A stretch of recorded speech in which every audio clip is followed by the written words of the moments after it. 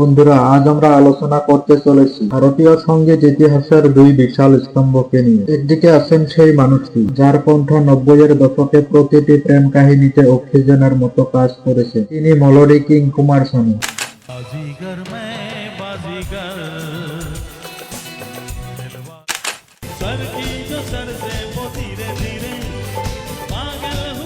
আর অন্যদিকে আছেন এমন এক জাদুকর যিনি সুরের সাথে তুলি দিয়ে আধুনিক মেলোডিকে নতুন সংজ্ঞা দিয়েছেন। তিনি হলেন জিৎ গাঙ্গুলী।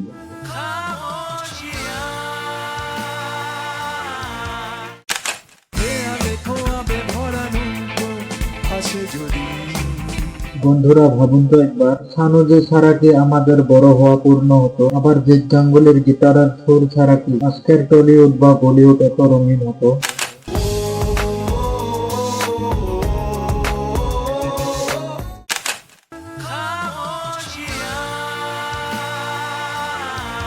বন্ধুরা, আজকের ভিডিওতে আমরা এদের ক্যারিয়ার, প্রথম গানের লড়াই, তাদের কিছু জনপ্রিয় গান এবং মানুষের মনে তাদের প্রভাব নিয়ে আজকের এই ভিডিওতে আমরা সব বিশ্লেষণ করব। ভিডিওটা স্কিপ না করে শেষ পর্যন্ত দেখুন, কারণ আজকের এই লড়াইয়ে আপনাকে আধুনিকতা এবং অদ্ভুত দোলাচলে ফেলে দেবে। বন্ধুরা, আসুন তাহলে দেরি না করে আজকের এই মহালড়াই শুরু করি।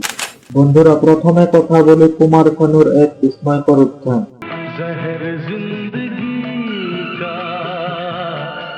কুমার শানুর প্রথম শুরুটা রাজকীয় ছিল না। কলকাতা কেদারনাথ ভট্টাচার্য যখন মুম্বাইয়ের স্ট্রাগল হিসেবে ঘুরে বেড়াতেন, তখন কেউ জানতো না এই ছেলে একদিন কিশোর কুমারের যোগ্য উত্তরসূরি হবে।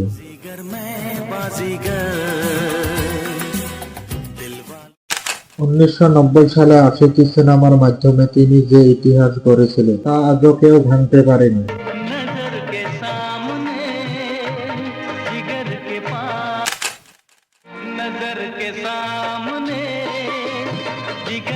তিনি টানা 5 বার ফিল্মফেয়ার জিতেছেন। বন্ধুরা, টানা 5 বার ফিল্মফেয়ার জেতা কোনো সাধারণ কথা নয়। একদিনে 28টি গান রেকর্ড করে গিনিস ওয়ার্ল্ডে রেকর্ড করা। শানুজি প্রমাণ করেছিলেন যে পরিশ্রম আর প্রতিভা থাকলে একাই গোটা ইন্ডাস্ট্রি শাসন করা যায়।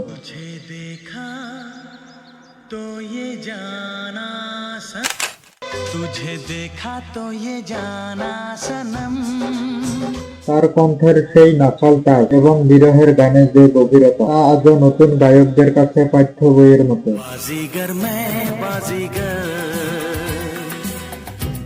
বন্ধুরা, এবার আসি জিৎ গাঙ্গুলীর কথায়।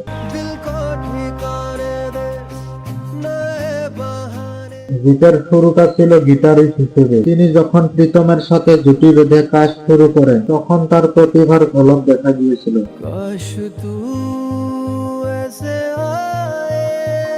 কিন্তু আসল মিউজিক শুরু হলো যখন তিনি এককভাবে সুর দিতে শুরু করলেন।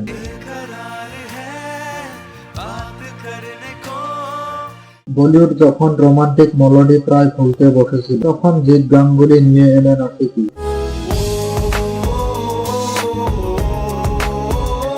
অরিজিৎ সিং এর জিতের সুর করা গানগুলো আজকের প্রজন্মের কাছে জাতীয় সঙ্গীতের মতো জনপ্রিয়।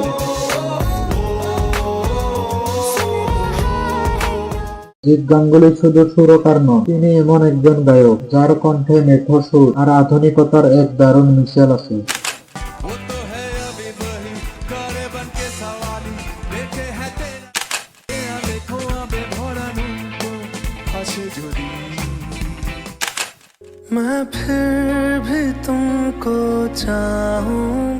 বন্ধুরা, এবার আসি বাংলা গানের রাজপাটেকে এগিয়ে। প্রথমে আসি কুমার শানুর দিকে।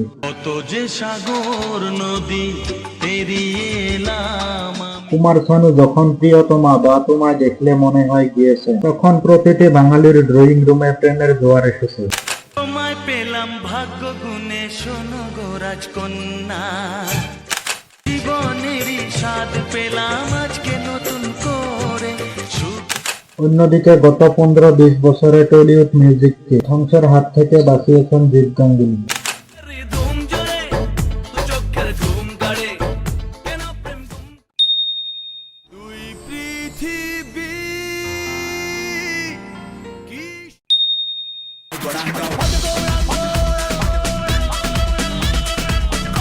পাগলু চ্যালেঞ্জ, দুই পৃথিবী কমার্শিয়াল সিনেমার গানকে কিভাবে ক্লাসিক্যাল করে তুলতে হয় তা জিৎ গাঙ্গুলী ভালো করে জানেন।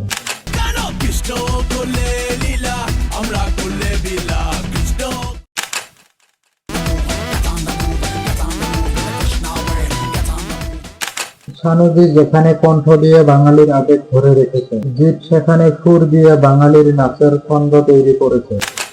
पगलू थोड़ा सा कर ले रोम অন্য কারো না সাথী, অন্য কারো না। শানুজি হলেন সেই কণ্ঠ যা আমাদের শৈশবকে রঙিয়েছে, আর জিৎ হলেন সেই কারিগর যিনি আমাদের বর্তমান আরো ভবিষ্যৎকে সুর দিয়ে সাজাচ্ছেন। বন্ধুরা, তাহলে বিজয়ী কে? কুমার শানু হলেন সেই আকাশ যেখানে সুরের মেঘেরা ভেসে বেড়ায়, আর জিৎ গাঙ্গুলি হলেন সেই মাটি যেখানে থেকে আধুনিক সঙ্গীতের সুর জন্ম নেয়। বন্ধুরা, এবার প্রশ্ন আপনাদের কাছে, আপনার কাছে কার অবদান বেশি মনে হয়? আপনি কি 90-এর কুমার শানু মিউজিকের ভক্ত, নাকি আধুনিক জিতের সুরের জাদুতে মগ্ন? কমেন্টে আপনার মতামত অবশ্যই জানাবেন। ভিডিওটি ভালো লাগলে লাইক ও শেয়ার করুন এবং চ্যানেলটি সাবস্ক্রাইব করে আমাদের সাথে থাকুন। আজকের মতো বিদায়, দেখা হবে পরের ভিডিওতে।